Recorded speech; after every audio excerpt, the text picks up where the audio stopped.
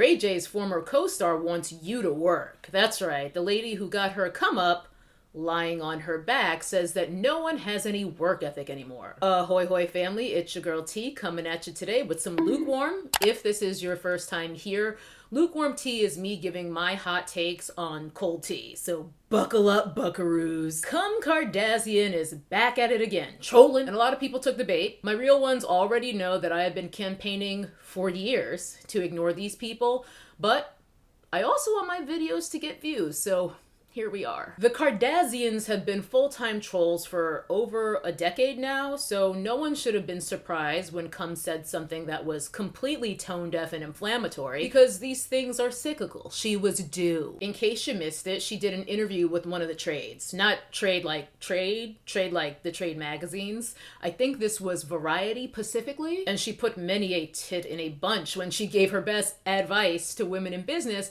and vocal fried something to the effect of, "Get your fucking ass up and work. It seems like nobody wants to work these days." I am unclear on whether the asses we're supposed to be getting off of need to be BBL asses or if a God-given will do. Would love some clarity in order to follow her advice most accurately. Also, when she says nobody wants to work these days, I assume by work she means let Ray J nut in you, which is a fair critique. I, in fact, do not want to do that. The backlash was swift, and I'm glad that the response was overwhelmingly negative rather than a bunch of imbeciles queening her, pretending that her wealth has actually been amassed through hard work rather than a zest tape, censorship, as well as years upon years of cultural plunder. Again, trolling. I know a couple of people who actually worked on the Kardashian apps came forward after this and talked about how horrible their experiences, pay, and treatment were in working for them. And fun fact, though I don't know this individual, feel free to pause the video if you want to read this, and I'll also link the post below. I do know people personally, actual friends of mine in my real life, who worked on those apps going all the way back to when they first launched, like 8 years ago.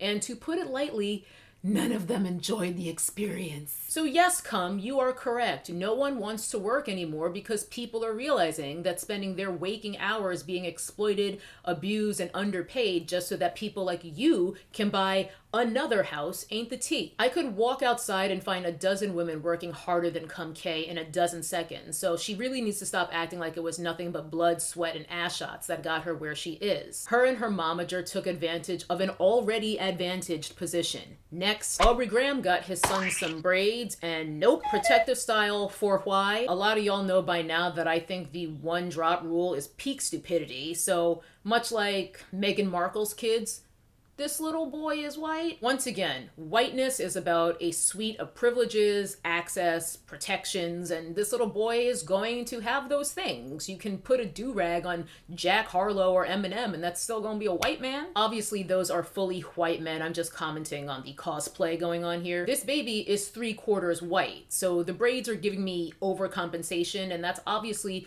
on his dad, not the child. Aubrey, leave that baby alone and stop giving him your identity crisis before he even has all of his motor skills. Jane Campion. If white feminism were a person. In case you missed it, Jane Campion, who is a director, she was accepting an award for some movie she did that nobody cares about the other day, and Venus and Serena Williams were in the audience because the movie they did about their dad had some nominations at the same ceremony. And Campion, whilst accepting her award, basically Kanye'd herself. But it was even worse than that because she decided to berate Venus and Serena's achievements for literally no good reason at all. Campion said something along the lines of, Serena and Venus, you're such powerhouses, or like you're such marvels.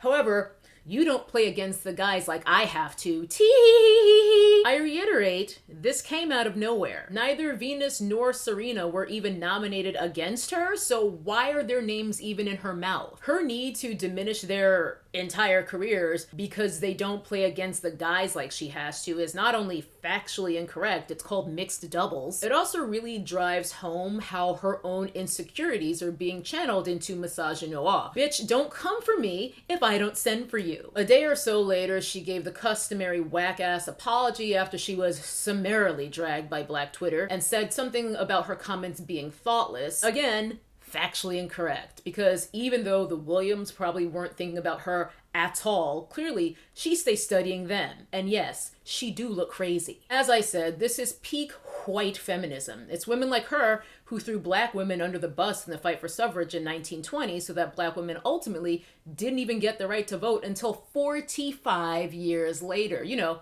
right around the time that these white women shifted their focus to keeping schools segregated instead. Oh my, yes. I read a book all about this last year. It's called Mothers of Massive Resistance, and it's all about how some of the most staunch defenders of segregation were white women, because whiteness, being the weapon that it is, affords them a lot of what? Access, privileges, protection. This is why Drumpf doesn't win 5-6 years ago without white women. Campion may be a Kiwi, but she clearly shares the same mindset of the same white women who felt like they would lose something if black women were to gain anything. Racists see everything as a zero-sum game. However, they rarely see themselves as racist. It's a trip. So Campion sees the achievements and status and success of the Williams as a threat to her own. So she had to take her opportunity in her mind to put them in their place and publicly. Trust and believe there will be some Janes in these internet streets, perhaps in the comment section under this video, accusing people like me of making this about race. Why do you always have to make everything about race? Not everything is racism. The gag is, y'all are the ones who made everything about race. You literally invented race to do so. No one is fooled by your exasperated gaslighting when you attempt to enforce the very system you erected. After all, deflection and denial of racism at work is arguably the most effective way y'all preserve it. Hit dogs hollering. Let's talk about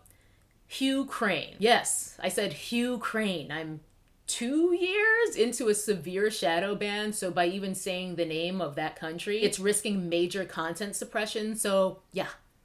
Hugh Crane. Biden has sent $1 billion in humanitarian and military aid to Hugh Crane this week alone. Interesting how these people always find money when they want to, and loads of it. But what about the humanitarian aid for the people suffering right here? Yo, Joe, look out the fucking window. There are plenty of people in the DMV alone whose lives would be improved greatly with that type of funding to be spent on housing and social programs. Yet somehow, when it comes to taking care of their own people, this government is always turning their pockets out. And to anyone in the comments who wants to defend that type of horseshit, talking about how this is not how it works, funds have to go through different committees, just say you're an agent and go. Nobody cares. No loan forgiveness, no healthcare, no housing for the homeless, no services. More than 4 people die a day on the streets here in my city just from exposure, but there's always money for war, isn't there? There's always money to protect the interests of the ruling class, always money to protect their ability to further consolidate wealth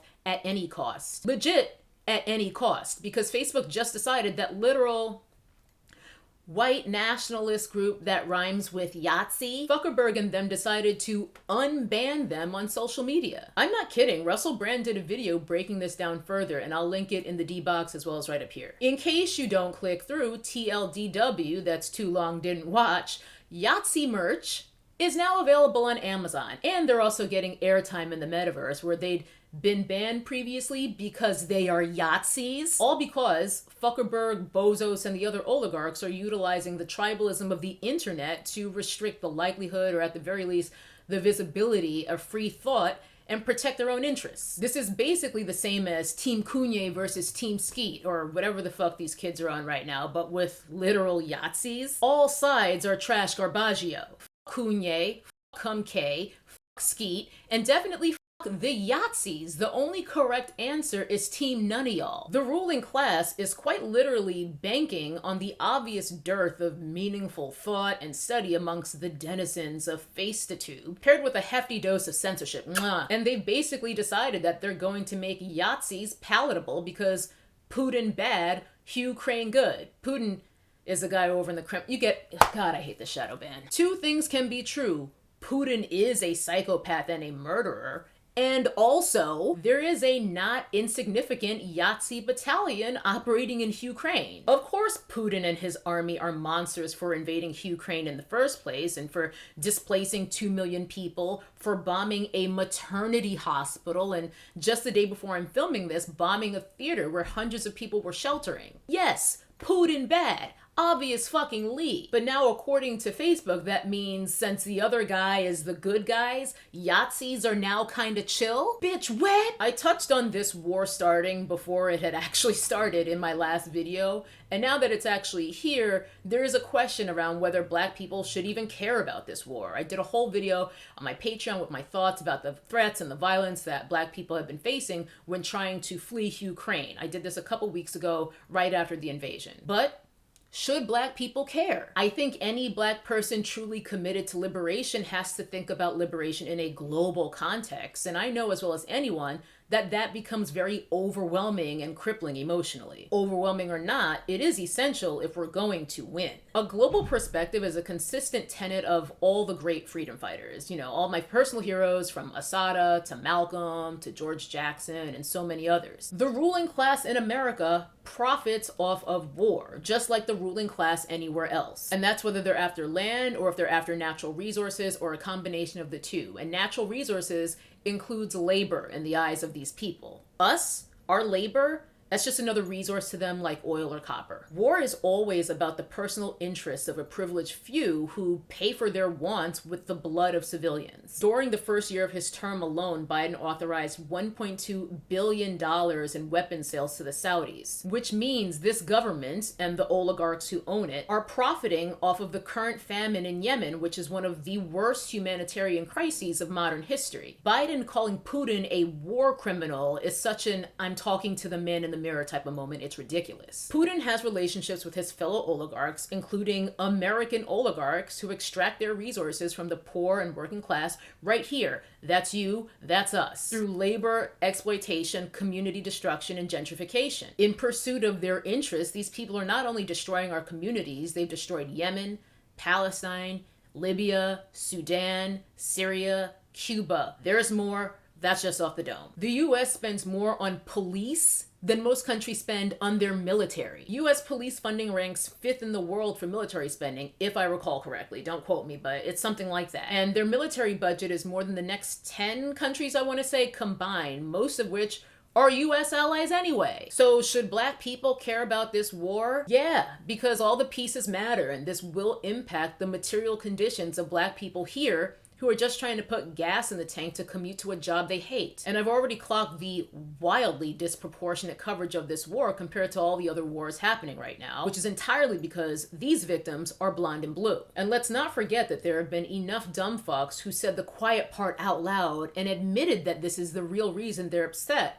by what's happening in Ukraine when they could not be bothered to give a shit about the exact same things happening to black people or brown people at the same time. I talked about that specifically in that Patreon video as well, so suffice to say here that I don't want anyone to suffer, of course not. Scarcity is manufactured, and therefore there is no legitimate reason for anyone suffering. I say again, this is happening because of decrepit frat boys playing Risk with real people's lives. White on white crime is a serious problem. Been saying this for years. We know that trickle-down economics was a grift. What actually trickles down is marginalization, suffering, and abuse. So while Biden and them can find $1 billion to send over there to Ukraine just this week, whose money do you think that is? Where do you think that money came from? But a bunch of y'all are still out here with food insecurity, a health issue that you're worried about, but not as worried as you are about not being able to pay for a doctor bill. Probably watching YouTube right now on your only 15-minute break today because they schedule you just enough hours to be here most of the day, but still not enough hours to be eligible for a full lunch, and also not enough hours overall to be eligible for benefits. All right, y'all, that is it. That's a wrap for TT. These lukewarm teas are really shaping up to run quite the gambit, aren't they? From the most inane, irrelevant horseshit with the Kardazzians to literal war. I thank those of y'all still watching for sticking with me all the way to the end and indulging me in getting some things off my chest. And until the next video, make sure y'all stay safe, stay dangerous, and never trust anyone with a Morphe code. Bye-bye. That's a nappy-headed hose there, I'm going to tell you that now.